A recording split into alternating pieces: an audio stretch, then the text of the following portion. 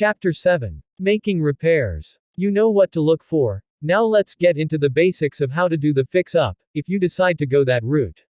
Even if you don't plan on making repairs, you should at least learn as much as you can about the various types of repairs, so you will know what to expect should you need to hire someone to make repairs. I recommend doing little, or no fix-up and selling in, as is condition. It's much better to let the buyer do the work, and much less expensive, too. We try to reward the buyer for doing the fix-up by lowering the price, offering better terms, paying a month's lot rent, or whatever it takes to make a quick deal. That works a lot better for me since I've gotten too lazy to pound nails and saw wood. I come out much better by selling it to the buyer in, as is condition, even at a lower price, than I would if it was fixed up. And, I can use the time I would have spent doing fix-up, looking for another deal. Floors. Let's say you find a home that has a bad spot in the floor. If the carpet is in good shape, just unfasten it and lay it back out of the way until you have access to the damaged area. Check to see that no wiring or plumbing is in the bad area, then just cut out the bad wood. Cut a new piece 3/4 inch plywood to fit and nail it in place. Be sure to install the new piece of wood so that it's over a floor support, otherwise it will be weak and will give when you walk on it. If there's no support where you cut the bad section out, install a piece of 2x4, or some kind of support, before you nail the new section down. Then lay the carpet back in place and fasten it down with a staple gun, or small tacks. It's better to use a portable electric saw to do the cutting, it's much easier and does a better job. But, you can do it with a hand saw if you don't have any electricity to the home. If the power is off, borrow electricity from a neighbor and run an extension cord. Pay them a few bucks, or give them a 6-pack. Back when I was full of energy and did my own work, I kept a portable gas-powered generator for small jobs. You might consider buying one and having it on hand. They really come in handy, and are very convenient when you need electricity for a small job, or to run a vacuum cleaner when doing cleanup.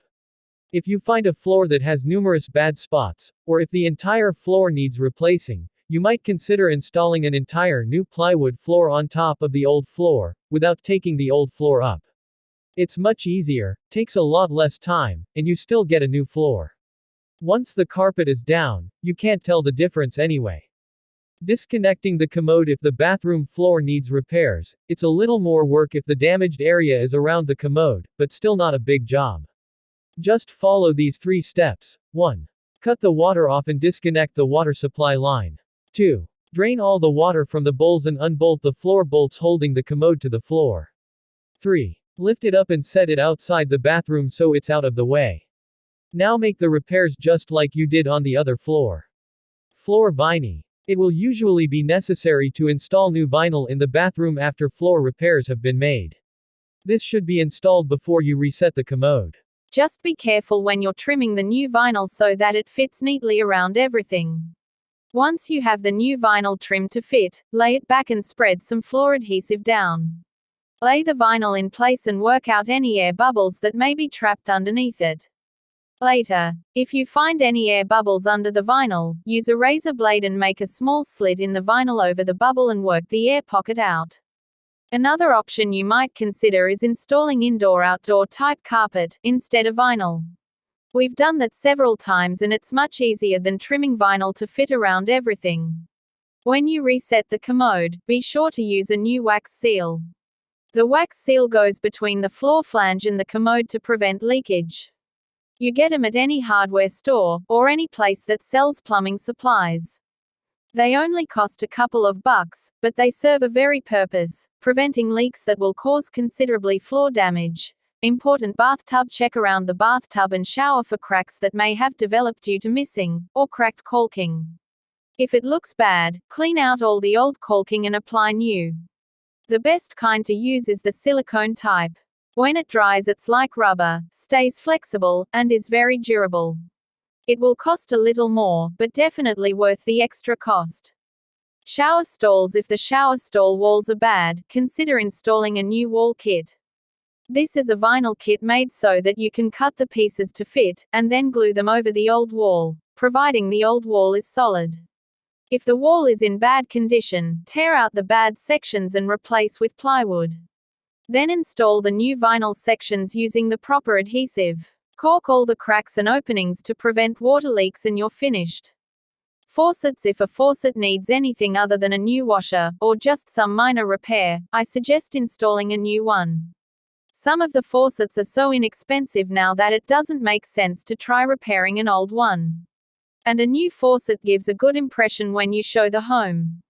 Working with old plumbing fixtures can be very frustrating. Unless the item you need is very expensive, or hard to find, buy a new fixture and throw the old one away. You will save not only time and money in the long run, but also a lot of frustration. Ceilings now. Let's tackle any ceiling problems that you might find. If you find any water stains on the ceiling, that doesn't necessarily mean the roof is leaking. Most of the time the leak has been sealed, but the owner just never got around to painting the bad area. If it just recently rained, and you can't find any sign of dampness, it's a good bet there's no leak. You could flood the roof using a water hose to check for leaks if you have any doubts. If no leaks are found, seal the stains on the ceiling with a paint that's made especially for stains. Any paint store will have it. Just tell the clerk you want a water stain killer, or stain sealer. If you don't use a stain sealer, the stains will bleed through the new paint regardless of how many coats you apply. You can also use aluminium paint, or shellac, to seal water stains, but it's more trouble, takes more time for it to dry, and usually takes at least 2 coats of paint. If there's any crayon, or ink marks, you need to seal them too, or they will bleed through. Once the stain sealer is applied, paint the ceiling with an inexpensive, flat latex water-based paint, and you have a nice looking ceiling. If the wall paneling looks bad, but still solid, apply a couple of coats of paint. You will be amazed what a fresh coat of paint will do to improve the looks of a room. And it's very inexpensive. If you paint wall paneling, I recommend using a semi-gloss latex paint instead of flat paint. It looks much better, it's easy to clean up, and dries fast. And don't forget to paint the inside of the closets, it gives a much better impression when you're showing the home. Carpets. If the carpet is bad, or real dirty, you might want to consider replacing it with some new inexpensive carpet. I've been able to find nice looking carpet for $4–5 a yard. Granted, it's not the greatest, but it's all you need to go in the type homes you will be selling. On several occasions we installed the type of carpet that had foam rubber backing. It's easier than installing the padding in the carpet, but still makes a nice looking job. Several times we've had a carpet shop do the entire job. They furnished the padding, carpet, and installed it for $9 a yard. What a difference it made when someone walked into the home.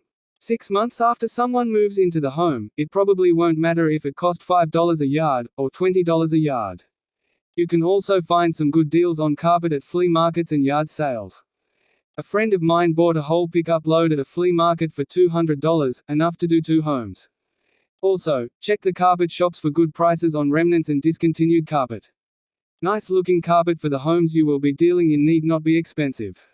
Probably the best impression you can make on a potential buyer when they walk into that home, is for them to see new carpet and vinyl inside the home, and nice looking vinyl skirting and a clean yard.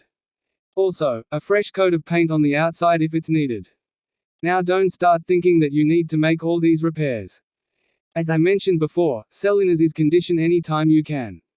Or at the least, make only minor repairs and cleanup. But I think it's very beneficial if you know just what's involved should you need, or choose to make some repairs. The more you know about repairs, the less chance you have of getting ripped off by some dishonest repairman. By knowing what's involved and the cost of materials, you will be able to determine if the prices are reasonable, or if the repairman is trying to take advantage of you. There's a good repair book put out by Foremost Insurance Company that explains how to make all kinds of repairs to mobile homes. The cost is $24.95, plus $3 shipping, and you can order from Foremost Mobile Home Fix-It Guide, P.O. Box 2450, Grand Rapids, MI 49501. Okay, so much for repairs and fix-up work. Now we need to find a buyer for that home. And buyers are not that hard to find, especially when your ad says that you are willing to offer financing with good terms. Plan for the future, by learning from the past.